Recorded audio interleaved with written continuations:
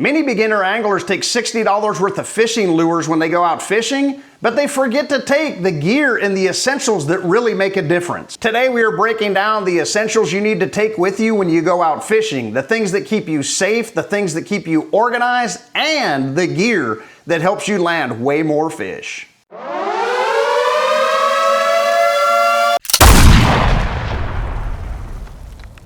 First and foremost, make sure you got some sort of a backpack or some sort of a fishing bag in some way, shape, or form to carry all the things that we're gonna talk about, because if you don't have this, we only have two hands, or at least I do. I wanna make sure my hands are free, so I always prefer a backpack. A spinning rod and reel setup is probably the best for beginner anglers. I prefer anything from medium to medium light power with fast action.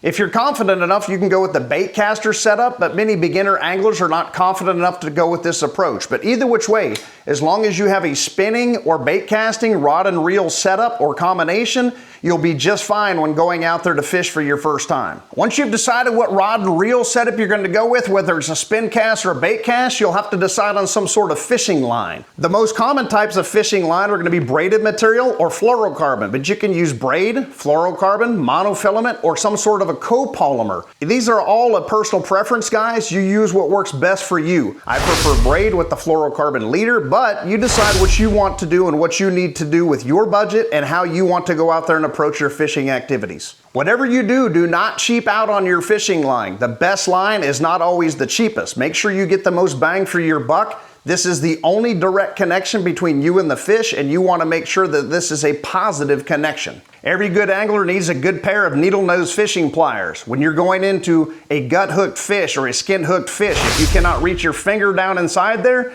you're going to need some sort of a long plier to reach inside there into that cavity or into that fish to get that hook out and remove it. You will also need a good pair of fishing scissors, especially if you're using braid. Not all pliers or scissors will cut through braid, so ensure that you have a decent pair of pliers and a decent pair of scissors. These will go a long way out there on a fishing bank. You're gonna need some sort of a fishing tray. I know we're not talking about lures, but you're gonna need your terminal tackle.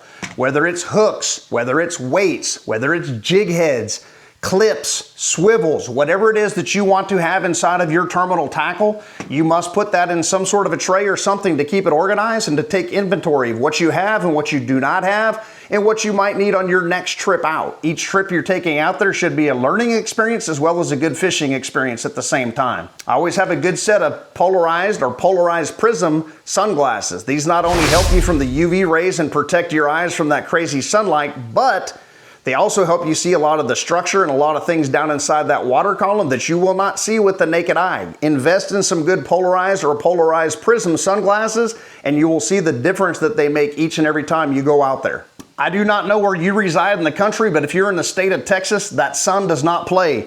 Make sure you have a hat. Make sure you have a hoodie. Not only will these protect you from the sunlight, but when you get inside those areas that have a lot of sticks, branches, weeds, twigs, all of that good stuff, these will protect you because your limbs are not exposed to those type of elements. Make sure you have some sunscreen. Make sure you have some insect repellent.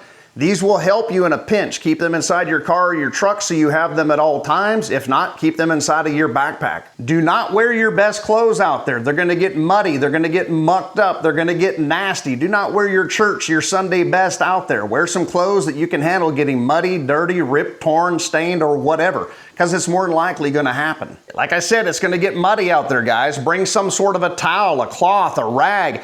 If you don't have one, use an old UFC shirt, a Conor McGregor fight shirt. Use whatever you have laying around out there, so that way you can clean up your hands. You won't be wiping it on your pants and your shirt, and your wife will probably be pretty happy as well that you didn't. Other things you might need that are not essentials but might work really good for a beginner.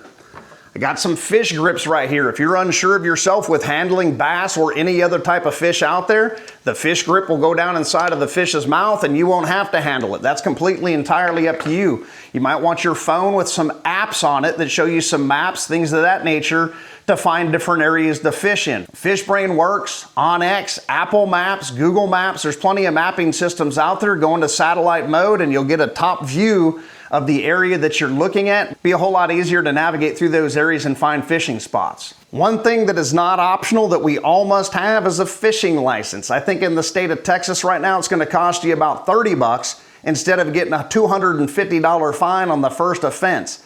Don't skimp on it, guys. Go get your license when it is due. They're good for 1 year, and you'll be 100% legal as far as the fishing game goes. Guys, gear helps, but confidence and patience is the name of the game in fishing. The more you show up, the more you will learn, and the better you will get at the game of fishing. If I forgot anything on this list, please let me know down in the comments below. I don't remember everything when I make these videos, and you might bring something to the bank with you or to the boat with you that I may not even think about doing that might help me in the future as well. Now that you guys have all your essentials, now it's time to go get some trays, go get some lures, go get some tackle, and get out there on the bank, because now you'll have every single thing that you need and no excuses.